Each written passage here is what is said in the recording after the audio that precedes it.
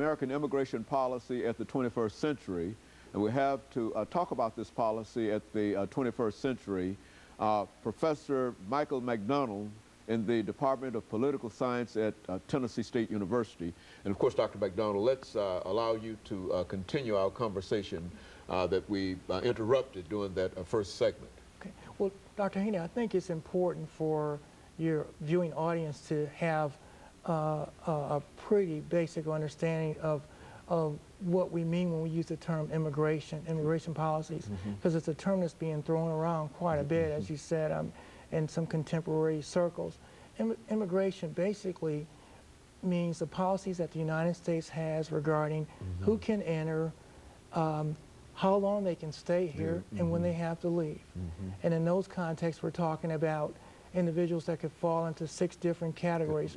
Have individuals that are residents, non-residents, individuals that are aliens, non-aliens, and then you have individuals that are documented and undocumented. And what we're hearing a lot of the treatment and discussion about is that 6th group, which is the undocumented aliens, and individuals who have come here from other countries, for the most part, have all been classified as aliens. These are individuals who were not U.S. born. They didn't go through the naturalization process, which is a process where you actually take an exam and you have to get clearance from the government, and then you actually take the oath where you swear allegiance to the United States. We have people who go through the naturalization process almost every month in the various federal courthouses across the country. Individuals who basically give up their allegiance to their original country and then swear their allegiance to the United States. So the majority of individuals who fall under these immigration policies are in fact aliens. And as I mentioned in the first segment, the United States was built upon this whole concept of aliens. And as you mentioned, most of these individuals had what you would call dual citizenship, Polish Americans, Irish Americans, Italian Americans.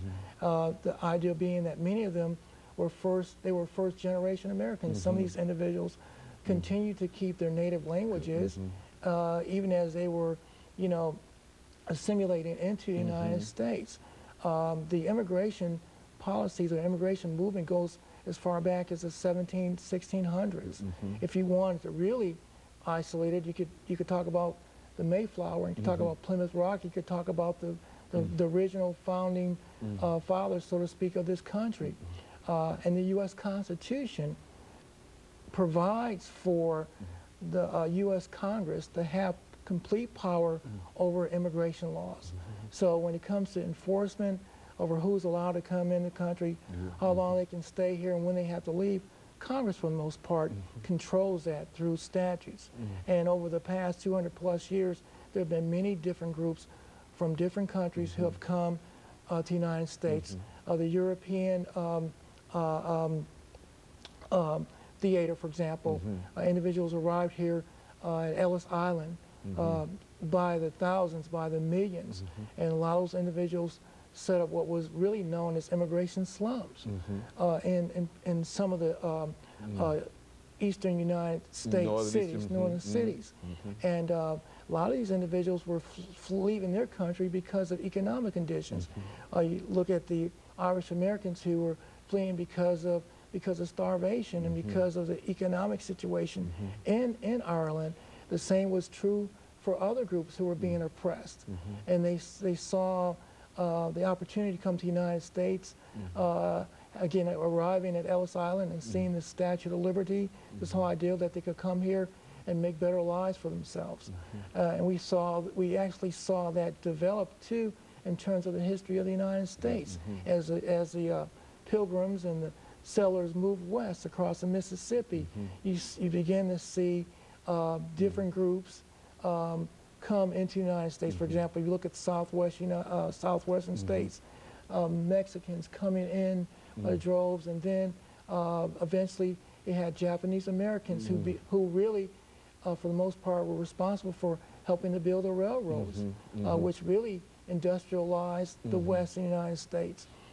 So there have been many groups that represent just about every continent on the planet who consider themselves to be U.S. citizens, but for the most part have roots that are very deep in other countries. And all, in the real sense, have made very, very significant contributions to the United States. Yes, and I think that's the strength of this country is when we talk about diversity and we talk about inclusiveness and we talk about the United States being a melting pot. I don't think I don't believe there's another country or another nation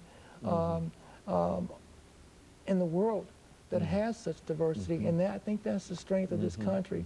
So when we start talking about trying to put limitations and restrictions on who can stay, who should leave, and then restrictions on who can stay and under what conditions, we need to have a better understanding about our own history too, because all of us at one point in time were standing at the door knocking, trying to get into the United States. And so you do feel that the economics of it, even now, looking at the current situation, that many of the individuals who come to the United States are looking for a better life, like the overwhelming majority who came prior to this time. Yes, I would say that's true, because the majority of the visas, which are basically just permits that are issued by the Immigration and Naturalization Service, are either student visas, individuals who are residents of foreign countries who want to come to the United States and study, or second, they're work visas,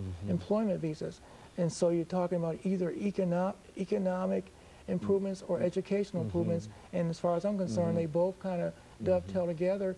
And ideal, if I can get a better education, or if I can find a better job, then maybe I can improve my quality of life. And this all, in a real sense, goes to help make the United States a more diversified country. Is that what you're saying? Yes, I would say that. And it's also important to keep in mind that this has not been a unilateral sort of situation. It's not that the United States is the only country receiving people as immigrants. We have individuals that are U.S. citizens who have left the United States, and countries have welcomed them and allowed them to study abroad, issuing them visas and permits. And so it's important that we look at this from a global standpoint instead of a domestic standpoint.